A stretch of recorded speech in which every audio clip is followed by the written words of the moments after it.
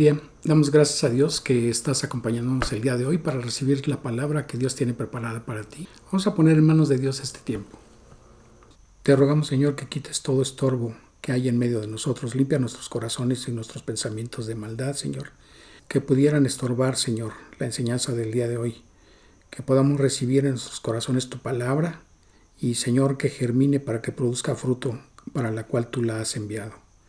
Señor, te rogamos que a través de los pasajes que estudiemos el día de hoy, tu Santo Espíritu nos lleve al entendimiento de cada uno de ellos, Señor. Señor, te agradecemos que tenemos el privilegio de poder tener tu palabra para estudiarla, para compartirla, Señor. Señor, llévanos a ese entendimiento que tú quieres que tengamos el día de hoy y te agradecemos por ello, dándote la honra y la gloria, Señor. En el precioso nombre de Cristo Jesús, nuestro Salvador. Amén, Señor. Todos los días tenemos noticias de tragedias en que mucha gente pierde la vida. Ante esas circunstancias, debemos de preguntarnos cada uno de nosotros, ¿estamos preparados si el día de hoy perdiéramos la vida? Y ese es el objetivo del estudio de la palabra el día de hoy. Porque la mayoría de las ocasiones no nos detenemos a pensar si el día de hoy pudiera ser la ocasión en que perdamos la vida. Vivimos y convivimos todos los días como si nuestra existencia fuera a ser de muchos años, que quizá probablemente pudiéramos fallecer de ancianos. O inclusive muchas veces también deseamos que nuestras muertes no sean dolorosas. La palabra de Dios, la Biblia, contiene testimonios y contiene enseñanzas y contiene la palabra que el Señor Jesucristo vertió para que la conociéramos, para que tuviéramos el conocimiento de qué es lo que nos espera después de la muerte. Muchas veces el Señor Jesucristo habló diciendo que no viviésemos en este mundo como si fuésemos a pasar aquí la eternidad,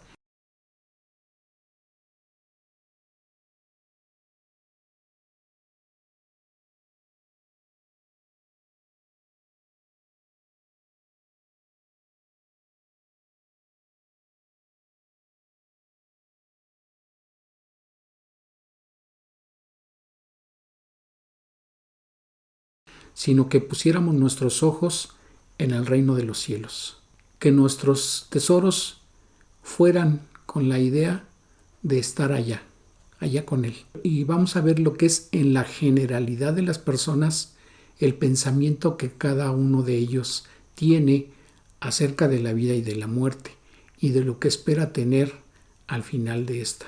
La mayoría de las personas dice creer en Dios y muchas otras dicen que no. Es más fácil suponer que las personas que dicen creer en Dios sean más propensas a creer lo que dice la Biblia. Pero Dios es creador de toda la humanidad, sea creyente o no de Él. Y Dios ha dejado su palabra para todo el mundo, no nada más para los que tienen una religión. Pero vamos a ver cuál es la evidencia que dejó Dios en su palabra acerca de este tema. Entonces, les pido por favor que abran sus Biblias en el libro de Lucas, en el capítulo 12, a partir del versículo 13. Dice la palabra: le dijo uno de la multitud al Señor Jesucristo: Maestro, di a mi hermano que parta conmigo la herencia. Mas él le dijo: Hombre, ¿quién me ha puesto sobre vosotros como juez o partidor?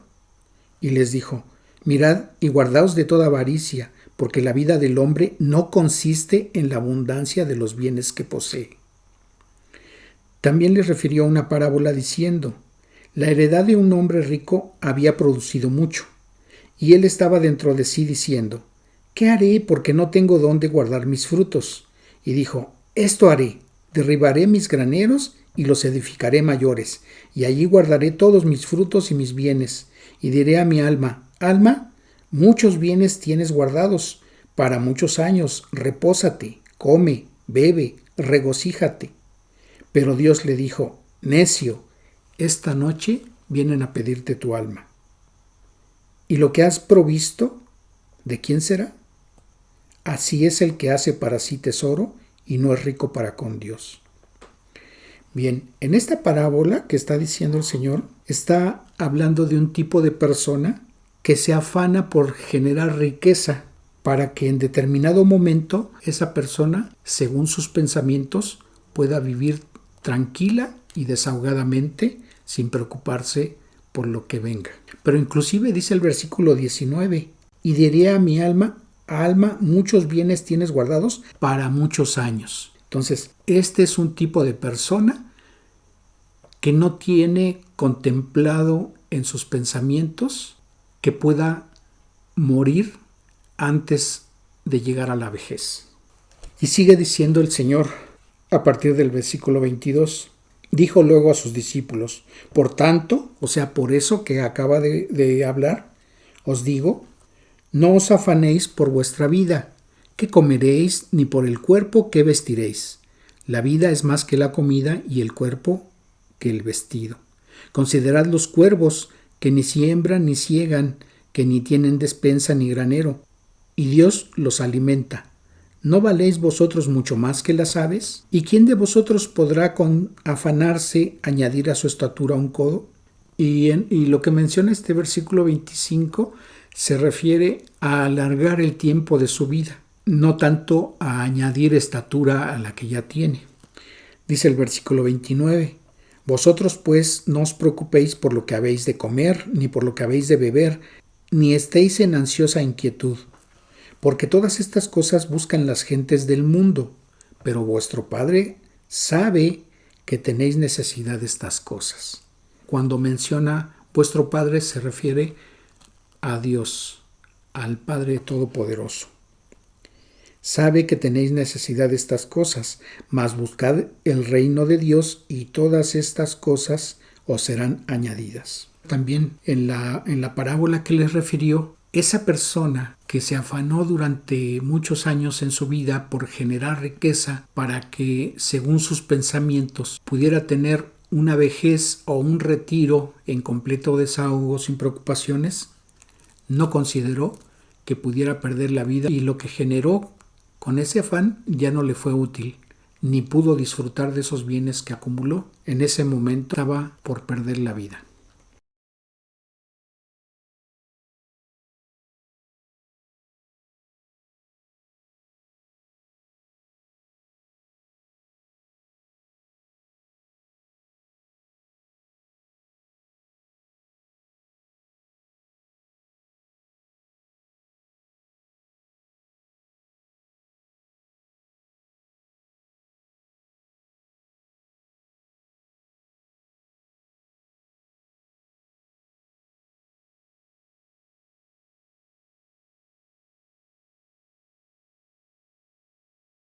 Vayamos ahora al capítulo 13 del mismo libro de Lucas, a partir del versículo 1.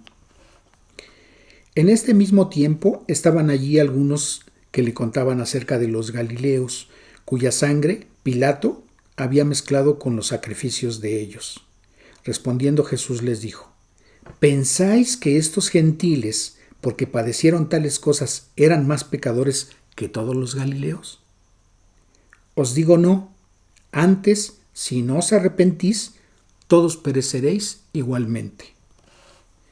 O aquellos 18 sobre los cuales cayó la torre en Siloé y los mató, ¿pensáis que eran más culpables que todos los hombres que habitan en Jerusalén? Os digo no. Antes, si no os arrepentís, pereceréis igualmente. ¿Qué es lo que les está refiriendo aquí? Como muchas veces algunas personas llegan a pensar que quizá esas personas que tuvieron una muerte muy trágica o que murieron dramáticamente en una forma muy cruel, pensamos que quizá fue un castigo que Dios les mandó por sus pecados. Pero como el Señor Jesucristo está mencionando aquí, no necesariamente. Él les está diciendo a sus discípulos que tienen que arrepentirse, porque igualmente todos tenemos que morir en algún momento de nuestra vida. Hay un dicho que dice que nadie tiene la vida comprada, y es una realidad. ¿Cuántas personas se ponen a meditar, acaso, cuándo puede ser el momento o el tiempo en que pueda uno perder la vida? Y la muerte llega en una forma inesperada en muchos casos. En otros, quizá a través de la enfermedad, y vemos la gravedad de la persona, Y entonces se va haciendo o se va teniendo una idea, o inclusive la misma persona que está padeciendo llega a pasar por su mente que quizá ya es el tiempo en que va a morir. Y puede ser que le dé tiempo o no de prepararse. Pero también ese es un tema. Prepararse de qué manera para morir. Muchos piensan que quizá es el momento de que tengan que hacer un testamento. Pero no necesariamente Dios se refiere a estar preparado de esa manera para poder recibir la muerte. ¿Por qué? Porque la visión que Dios nos quiere dejar es que vamos a pasar a una eternidad.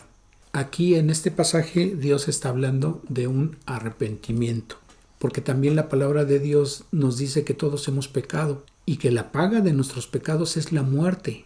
Es decir, que la consecuencia de los actos, de nuestras palabras, de nuestros dichos, de nuestros pensamientos o de nuestras omisiones como pecado nos conducen a la muerte. Y como ninguna persona está exenta de pecar, es decir, que no hay una persona en toda la humanidad que no peque, excepto los bebés que no tienen conciencia de pecado o que no tienen conciencia de lo que es bueno y lo que es malo. Ellos viven en un tiempo de inocencia. Pero sí las personas que ya tienen esa capacidad o ese discernimiento de poder entender que lo que dicen o lo que hacen o lo que piensan o lo que dejan de hacer es malo, entonces allí hay una responsabilidad por esos pecados que cada persona comete. La palabra de Dios nos dice que hay una consecuencia por esos pecados y hay un castigo eterno. Si observamos lo que dice Apocalipsis 21 en el versículo 8, la palabra de Dios dice: pero los cobardes e incrédulos, los abominables y homicidas, los fornicarios y hechiceros, los idólatras y todos los mentirosos tendrán su parte en el lago que arde con fuego y azufre, que es la muerte segunda. Entonces, Dios nos dio una existencia para vivirla por la eternidad. Es decir, que a partir del momento en que tenemos vida, los seres humanos, nuestra existencia ya no termina. Tiene un inicio, pero no un final. Tiene un final nuestro cuerpo, aquí en el mundo, pero nosotros estamos constituidos no solamente de cuerpo, sino también con alma y espíritu. Y al efecto la palabra de Dios dice en Primera de Tesalonicenses, en el capítulo 5, versículo 23, y el mismo Dios de paz os santifique por completo, y todo vuestro ser, espíritu, alma y cuerpo sea guardado irreprensible para la venida de nuestro Señor Jesucristo. Entonces, la palabra de Dios nos dice que nuestro ser está constituido por un cuerpo, un alma y un espíritu. Entonces, cuando la persona muere, su cuerpo es sepultado y el espíritu regresa a Dios y el alma pasa a una eternidad, dependiendo de la decisión que haya tomado la persona. Si esa persona confió su vida a Dios, creyendo y recibiendo al Señor Jesucristo como su Señor y Salvador, entonces el alma de esa persona pasa a la presencia de Dios. Pero si esa persona rechazó en vida al Señor Jesucristo, al Evangelio, rechazó reconocerlo como Dios, rechazó reconocerlo en su vida como Señor y Salvador, entonces esa persona va a pasar la eternidad, va a pasar a un lugar de castigo eterno, a un lugar de castigo donde sufrirá y padecerá tormento por la eternidad. El Señor Jesucristo habló de ese castigo eterno y habló de vivir en una paz por la eternidad. Sí, hay un pasaje que el Señor Jesucristo relata y lo ejemplifica con la vida de dos personas. Y eso lo podemos ver en el mismo libro de Lucas, en el capítulo 16, a partir del versículo 19. Dice la palabra: había un hombre rico que se vestía de púrpura y de lino fino, y hacía cada día banquete con esplendidez.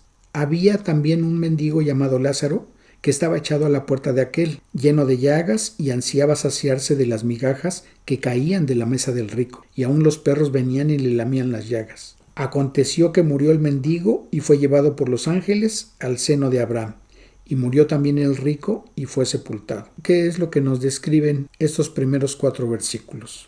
Habla de un rico que no se menciona el nombre, y un poquito más adelante vamos a ver por qué. Y habla de la riqueza que tenía y la opulencia con que vivía, de tal forma que dice que cada día hacía banquetes con esplendidez. Entonces era una persona que no le preocupaba el futuro porque vivía desahogadamente y se llenaba de los placeres que esa riqueza le proporcionaba. Pero también se habla de un hombre del cual sí se menciona su nombre, que probablemente estaba lisiado porque dice que estaba echado a la puerta de aquel, es decir, afuera de la casa donde vivía el rico. Algunos creen que posiblemente era llevado allí a ese lugar para recibir limosnas, pero no se menciona eso. Lo que sí se menciona es que esperaba saciarse de las migajas que caían de la mesa del rico. Y probablemente alguien se imagine que estaba esperando a que cayeran de la mesa, pero esto no es así, porque dice que estaba a la puerta de la casa del rico. Entonces es más probable que él estuviera hurgando entre la basura para ver qué migajas podía tomar de ahí y poder comer. Dice el versículo 22, aconteció que murió el mendigo y fue llevado por los ángeles al seno de Abraham, y murió también el rico y fue sepultado. Su alma fue llevada por los ángeles al seno de Abraham. El seno de Abraham es un lugar en el cual las personas que habían confiado en Dios y que habían puesto sus vidas confiando en su palabra y confiando en lo que Dios ha prometido en su palabra, a ese lugar eran llevadas sus almas. Ese lugar en la actualidad está vacío, porque a partir de que el Señor Jesucristo es crucificado y es sepultado y es resucitado, las almas de los difuntos que se encontraban en ese lugar fueron llevados a la presencia de Dios. Y al efecto podemos leer en el libro de Lucas, en el capítulo 23, donde se habla del momento de la crucifixión del Señor Jesucristo. Si leemos a partir del versículo 39, y uno de los malhechores que estaban colgados le injuriaba diciendo, si tú eres el Cristo, sálvate a ti mismo y a nosotros. Respondiendo el otro le reprendió diciendo, ¿ni aún temes tú a Dios, estando en la misma condenación? Nosotros a la verdad justamente padecemos porque recibimos lo que merecieron nuestros hechos, mas éste ningún mal hizo. Y dijo a Jesús, acuérdate de mí cuando vengas en tu reino. Entonces Jesús le dijo, de cierto te digo que hoy estarás conmigo en el paraíso.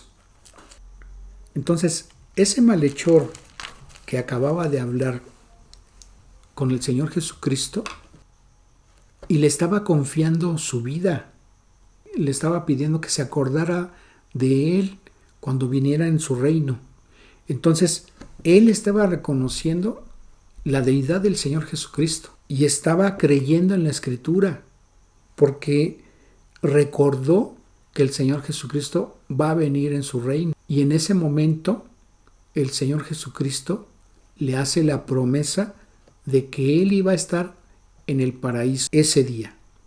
Entonces, ahora cualquier persona que ha entregado su vida a Cristo, cualquier creyente en Dios que ha reconocido al Señor Jesucristo como su Señor y Salvador, en el momento en que muere, en ese instante, es llevado a la presencia de Dios. Ya no pasa por el seno de Abraham. Pero sigamos leyendo Lucas 16. Entonces dice el versículo 22 que murió el mendigo y fue llevado por los ángeles al seno de Abraham. Y murió también el rico y fue sepultado. Podemos pensar en cuántas personas que tienen la posibilidad de que les hagan un mausoleo, que les levanten espacios encima de sus tumbas, a donde se les llevan recuerdos, a donde inclusive les acomodan espacios para que las personas les vayan a rezar. Pero las personas ya no están ahí, solamente son sus restos que van a terminar convirtiéndose en polvo. Quizá a algunos de ustedes les haya tocado ver que después de varios años, cuando son sacados los restos de una persona, ya inclusive en una bolsa quedan sus huesos, los restos de su cuerpo ya se están deshaciendo. ¿Por qué? Porque solamente fue una envoltura que utilizó el alma y el espíritu para llevar una vida temporal en este mundo. Entonces, ese rico, dice aquí este pasaje, que fue sepultado. Y en el Hades alzó sus ojos, estando en tormentos, y vio de lejos a Abraham y a Lázaro en su seno. ¿Qué nos dice este versículo? Dice que el rico, estando en tormentos, alzó la vista. Quiere decir que el alma de esa persona podía sentir dolor por los tormentos en que estaba, por los tormentos en que se encontraba, pero también podía mirar y sentía que tenía ojos. Y dice que vio de lejos a Abraham y a Lázaro en su seno. Quiere decir que esa persona también podía reconocer y recordar a la vez y a la otra persona que había conocido, pero la otra persona estaba en un lugar distinto. Y se habla aquí del seno de Abraham. Dice el versículo 24, entonces él, dando voces, o sea, podía hablar, dijo, Padre Abraham, ten misericordia de mí y envía a Lázaro para que moje la punta de su dedo en agua y refresque mi lengua, que el alma posee sentidos, extremidades, porque esta persona reconoce que Lázaro puede desplazarse, por eso le dice a Abraham que lo envíe y pide que Lázaro moje su dedo en agua para que le refresque la lengua a él. Y vuelvo a leer el versículo. Entonces él, dando voces, dijo, Padre Abraham, ten misericordia de mí y envía a Lázaro para que moje la punta de su dedo en agua y refresque mi lengua, porque estoy atormentado en esta llama. Entonces, está en un lugar de tormento y reconoce que hay una llama de la cual está recibiendo su tormento. Pero llama aquí la atención que reconoce a Abraham y le llama padre y le ruega misericordia, le ruega que haga misericordia de él. ¿Cuántas veces hay personas que recurren a otras personas para recibir ayuda, para recibir socorro, cuando en ciertas situaciones debieran de dirigirse a Dios para pedirle esa misericordia y ese socorro? La confianza de esta persona estaba puesta en Abraham y no en Dios.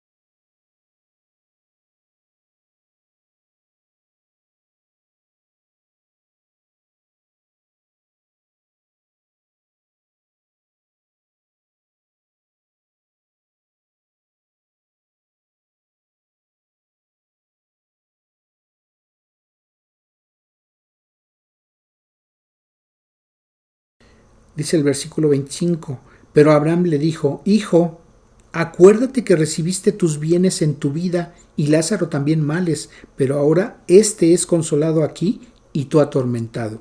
Además de todo esto, una gran sima está puesta entre nosotros y vosotros, de manera que los que quisieren pasar de aquí a vosotros no pueden, ni de allá pasar a acá. Entonces le dijo, Te ruego pues, Padre, que le envíes a la casa de mi padre, porque tengo 5 hermanos, para que les testifique, a fin de que no vengan ellos también a este lugar de tormento. Vemos aquí que este hombre que había gozado de riquezas tiene una gran preocupación porque muy probablemente esos 5 hermanos que dice tener viven de igual forma que él, sin considerar a Dios en sus vidas. Y entonces le preocupa que ellos también al morir lleguen a estar en ese lugar de tormento. Y por eso le pide a Abraham que mande a Lázaro para que les testifique de lo que hay después de la muerte. Pero dice el versículo 29, y Abraham le dijo: a Moisés y a los profetas tienen, óiganlos. Entonces dijo: no, padre Abraham, pero si alguno fuere a ellos de entre los muertos, se arrepentirán. Mas Abraham le dijo: si no oyen a Moisés y a los profetas, tampoco se persuadirán, aunque alguno se levantare de los muertos. ¿Por qué Abraham le está diciendo que escuche lo que Moisés y los profetas dejaron escrito y no el testimonio de una persona? ¿Por qué? Porque precisamente por eso Dios dejó su palabra por escrito, para que sepamos qué es lo que nos depara el destino después de morir y para que podamos tomar una decisión estando aún con vida aquí en este mundo. Pero vamos a ver qué dice el Señor Jesucristo al respecto de esto que Abraham le está diciendo al hombre rico. Y eso lo podemos ver en el libro de Juan, en el capítulo 5. Entonces dice aquí el Señor Jesucristo, en el versículo 39, escudriñad las Escrituras, porque a vosotros os parece que en ellas tenéis la vida eterna, y ellas son las que dan testimonio de mí, y no queréis venir a mí para que tengáis vida. Entonces por eso Abraham le está diciendo a él que consulten las Escrituras, que ellos tienen el testimonio tanto de Moisés como de los profetas, a los cuales Dios les dirigió que escribieran la palabra para que las personas pudieran ver qué es lo que dice Dios acerca de prepararse antes de morir. Entonces vemos que aún esta persona, estando en ese lugar de tormento, y a pesar de que Abraham le dice que se tienen las Escrituras para que escuchen lo que dejó escrito Moisés y lo que dejaron escrito los profetas, ni aún así él cree, estando en ese lugar de tormento, sino que aún confía en que una persona como Lázaro fuera para darles testimonio a sus hermanos. Ahora, ¿qué se puede esperar de las personas que en la actualidad tienen vida y no le creen a Dios y no creen lo que Dios dejó escrito en su palabra? Por eso Dios nos mueve a compartir lo que está escrito, para que no tengan esa consecuencia que está teniendo esta persona. Si observamos lo que dice Apocalipsis en el capítulo 20, a partir del versículo 11, dice la palabra: y vi un gran trono blanco y al que estaba sentado en él, delante del cual huyeron la tierra y el cielo, y ningún lugar se encontró para ellos. Y vi a los muertos, grandes y pequeños, de pie ante Dios. Esos muertos que están de pie delante de Dios, están delante de Dios para ser juzgados. Y dice aquí: y los libros fueron abiertos, y otro libro fue abierto, el cual es el libro de la vida. Y fueron juzgados los muertos por las cosas que estaban escritas en los libros según sus obras. Y el mar entregó los muertos que había en él, y la muerte y el Hades entregaron los muertos que había en ellos, y fueron juzgados cada uno según sus obras. Y dice el versículo 14: y la muerte y el Hades fueron lanzados al lago de fuego. Esta es la muerte segunda. Ahora vamos a regresarnos al pasaje de Lucas. Dice aquí el pasaje que el rico fue sepultado, pero dice: y en el Hades alzó sus ojos estando en tormentos. Entonces, el rico, a diferencia de Lázaro, fue lanzado en el Hades. No estaba en la sepultura, ni estaba en la presencia de Dios. El alma de esta persona se encontraba en el Hades. Y dice aquí Apocalipsis 20, cuando ocurra el juicio final, que la muerte y el Hades fueron lanzados al lago de fuego. Pero dice el versículo 13: y la muerte y el Hades entregaron los muertos que había en ellos, y fueron juzgados cada uno según sus obras. Esto quiere decir que antes de que el Hades sea lanzado al lago de fuego, esos muertos que se encuentran ahí van a ser sacados para que estén en la presencia de Dios delante del gran trono blanco, y van a ser juzgados. Pero dice el versículo 15, y el que no se halló inscrito en el libro de la vida fue lanzado al lago de fuego. Entonces, las personas que mueren sin Dios en sus vidas, las personas que mueren sin haber creído en lo que dice la Escritura y haber entregado sus vidas y haber reconocido al Señor Jesucristo como su Salvador, esas personas en el momento de morir, sus almas van al Hades y allí van a estar en tormentos. ¿Por cuánto tiempo? Si esa persona muere hoy, va a estar ahí por más de 1000 años. ¿Por qué? Porque después de lo que describe el libro de Apocalipsis, los juicios que Dios va a ejercer sobre el mundo entero, después de ese tiempo de 7 años de tribulación y de gran tribulación aquí en la tierra, va a regresar el Señor Jesucristo y va a regresar a gobernar el mundo. Y ese periodo se le conoce como el reino milenial. Y ese periodo va a ser de 1000 años. Entonces, las personas que hoy, los que murieron después de Adán y Eva, y que no entregaron sus vidas a Dios, y que murieron, por ejemplo, en el diluvio, o los que murieron después hasta nuestros días, están siendo atormentados en ese lugar llamado Hades. Y después de que transcurran esos 1000 años, que falta porque viva la humanidad aquí en la tierra, siendo rey el Señor Jesucristo durante ese periodo, esas personas van a seguir siendo atormentadas. Y después de ese juicio, como esas personas no se encuentran inscritas en el libro de la vida, van a ser lanzados al infierno. El Hades no es el infierno, es un lugar de tormento. El Hades no es el lugar a donde las personas van a pasar la eternidad en tormento, sino va a ser en el lago que arde con fuego y azufre, que describe aquí el versículo 15 de Apocalipsis 20, o el mismo que describe Apocalipsis 21 en el versículo 8, que vuelvo a leer. Pero los cobardes y los incrédulos, los abominables y homicidas, los fornicarios y hechiceros, los idólatras y todos los mentirosos tendrán su parte en el lago que arde con fuego y azufre, que es la muerte segunda. Y cuando se habla de muerte, la muerte no significa la extinción de una vida, sino que muerte significa separación. Es una separación lejos de Dios. Entonces, esas personas van a tener por la eternidad un castigo y van a ser atormentadas por esa eternidad. Ya no van a volver a tener la oportunidad de arrepentirse, ni de pedirle perdón a Dios, ni de reconocer al Señor Jesucristo como Salvador. Aunque lo quisieran hacer, ya no tienen esa oportunidad, porque la oportunidad nos la está dejando Dios en nuestros días, mientras estamos viviendo en este mundo. Tenemos que creerle. Ahora, quizá tú seas una persona que tiene una religión, que dice que cree en Dios, y muchas personas dicen que todas las religiones hablan de Dios, o que la mayoría de las religiones hablan de Dios, y que por lo tanto cualquier religión es buena. Pero esto no es así, y ese es un engaño que va a aumentar en los próximos años. Recuerden que hay un movimiento ecuménico en el cual se van a juntar todas las religiones del mundo y van a formar una sola religión, a donde se van a mezclar todas las creencias que en ellas estén, con la finalidad de que ninguna persona se sienta relegado o rechazado.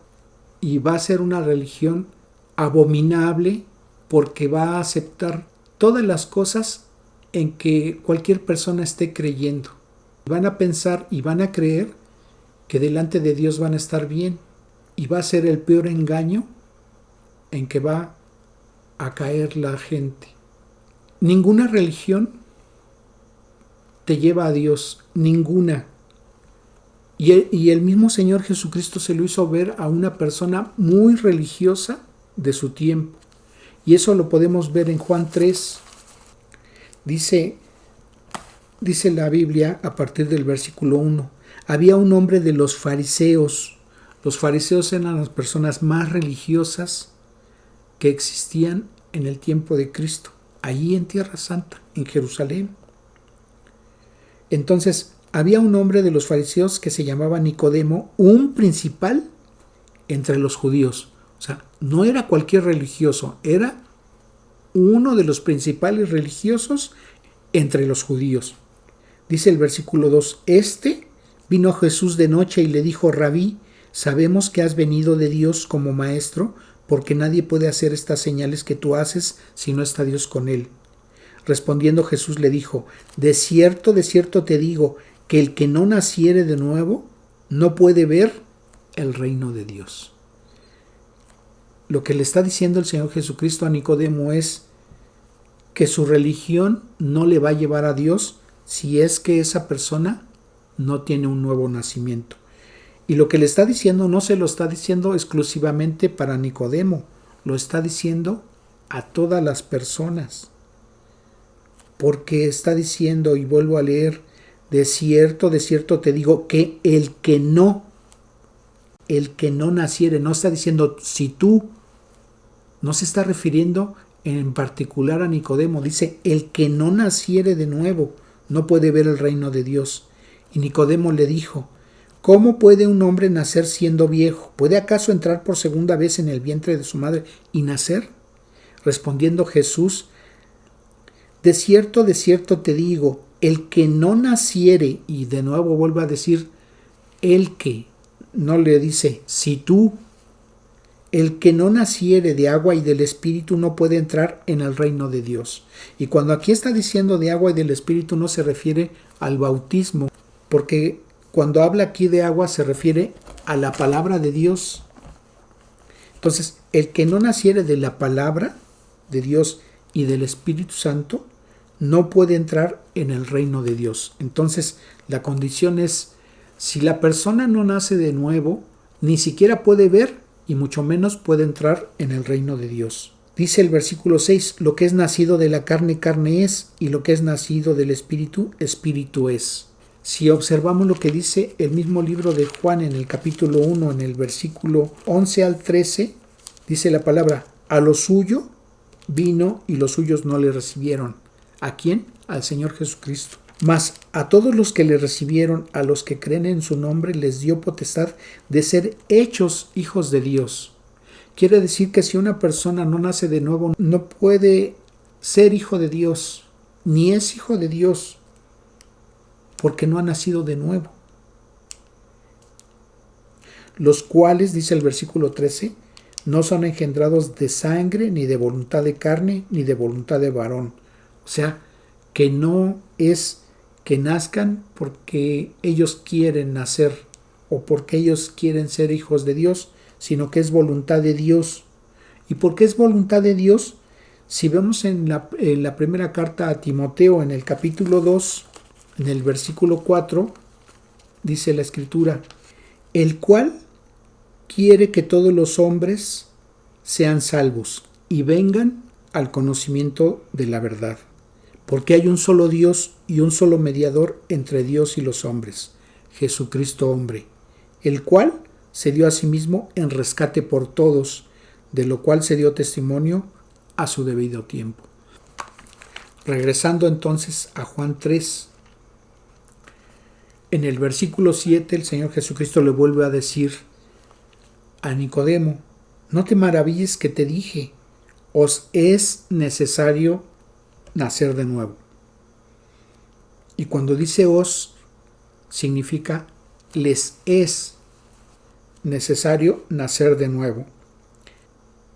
Respondió Nicodemo y le dijo: ¿cómo puede hacerse esto? ¿Cómo puede una persona nacer de nuevo? Y le da la respuesta en el versículo 10 en adelante. Respondió Jesús y le dijo: ¿eres tú maestro de Israel y no sabes esto? ¿Eres tú la persona que enseña religión a mi pueblo y no sabes de qué te estoy hablando? Es lo que le está diciendo. Versículo 11. De cierto te digo que lo que sabemos hablamos y lo que hemos visto testificamos y no recibís nuestro testimonio. Si os he dicho cosas terrenales y no creéis, ¿cómo creeréis si os dijere las celestiales? Nadie subió al cielo sino el que descendió del cielo, el Hijo del Hombre que está en el cielo. Y aquí lo que el Señor Jesucristo le está revelando a Nicodemo es: yo soy Dios, es lo que le está diciendo el Señor Jesucristo. Porque, fíjense, dice: nadie subió al cielo sino el que descendió del cielo, el Hijo del Hombre que está en el cielo. Le está diciendo el Señor: estoy hablando contigo, pero estoy en el cielo. Y el único ser que es omnipresente es Dios. Entonces le está revelando el Señor Jesucristo a Nicodemo que Él es Dios, el Señor Jesucristo es Dios. Y dice el versículo 14 en adelante: y como Moisés levantó la serpiente en el desierto, así es necesario que el Hijo del Hombre sea levantado.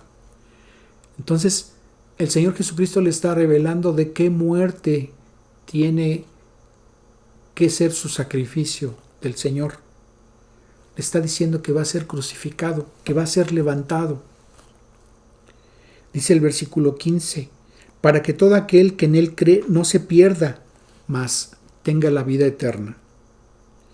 Porque de tal manera, dice el versículo 16, amó Dios al mundo, que ha dado a su Hijo unigénito, para que todo aquel que en Él cree no se pierda, mas tenga vida eterna. Dice el versículo 18: el que en Él cree no es condenado, pero el que no cree ya ha sido condenado porque no ha creído en el nombre del unigénito Hijo de Dios.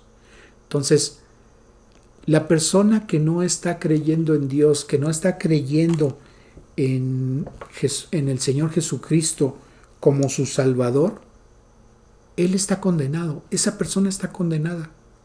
No es que tenga que esperarse a que muera, sino que la condenación está sobre su cabeza. Dice el versículo 36: el que cree en el Hijo tiene vida eterna, pero el que rehúsa creer en el Hijo de Dios, no vendrá la vida, sino que la ira de Dios está sobre él. Y dice Juan 5:24: de cierto os digo, el que oye mi palabra y crea al que me envió, tiene vida eterna y no vendrá condenación, mas ha pasado de muerte a vida. Amigo, amiga que me escucha, si en este momento Dios está hablando a tu vida, reconoce que tienes la oportunidad de entregarle tu vida a Dios, de reconocer al Señor Jesucristo como tu único y suficiente Salvador. Y no estamos hablando de una religión, porque el Señor Jesucristo no vino a crear una religión, no nos vino a dejar una religión. Dice el Señor Jesucristo en el capítulo 14, en el versículo 6, Jesús le dijo: yo soy el camino y la verdad y la vida. Nadie viene al Padre sino por mí. Entonces, si me preguntas cuál es la verdadera religión, no hay religión. Lo que te lleva a Dios es Cristo. Si me preguntas cuál es el camino que debo tomar para llegar a Dios, el camino es Cristo. Si me preguntas qué es la vida es Cristo. Y no la vida que estamos llevando en este mundo, sino la vida que nos espera por la eternidad, si tú le quieres creer a Cristo. No te estoy compartiendo algo que está saliendo de mi ronco pecho. Si tú eres una persona que está en la religión católica, tienes Biblia. Probablemente tienes Biblia en tu casa. Ve los pasajes que hoy estudiamos. Apúntalos. Vuelve a ver la enseñanza. Apunta los versículos, apunta los pasajes y léelo en tu Biblia. Si tú eres una persona que pertenece a los testigos de Jehová, tienes tu traducción del Nuevo Mundo. Nosotros reconocemos que es una de las peores traducciones, que tiene errores, que es una edición que sus editores han modificado para los fines de esa religión. Pero aún con los errores que tiene, aún con las alteraciones que le han dejado, tú puedes ver los pasajes que hoy estudiamos y puedes extraer de ahí la verdad que te ha sido compartida hoy. Si tú perteneces a la religión de los mormones, también tienen una Biblia, tienen una traducción que también ha sido modificada, pero puedes comparar también los pasajes que hoy estudiamos y puedes extraer de ahí la verdad. Si tú eres una persona que pertenece a la religión judía, puedes observar en un Nuevo Testamento que esté escrito en griego los pasajes que hoy estudiamos y podrás observar que ahí está también la verdad. Si hoy Dios ha hablado a tu vida y quieres entregarle tu vida al Señor Jesucristo para estar preparado, para estar preparada antes de que llegue el momento en que mueras, Dios te da esa oportunidad. Es la única manera en que una persona puede estar preparado antes de perder la vida.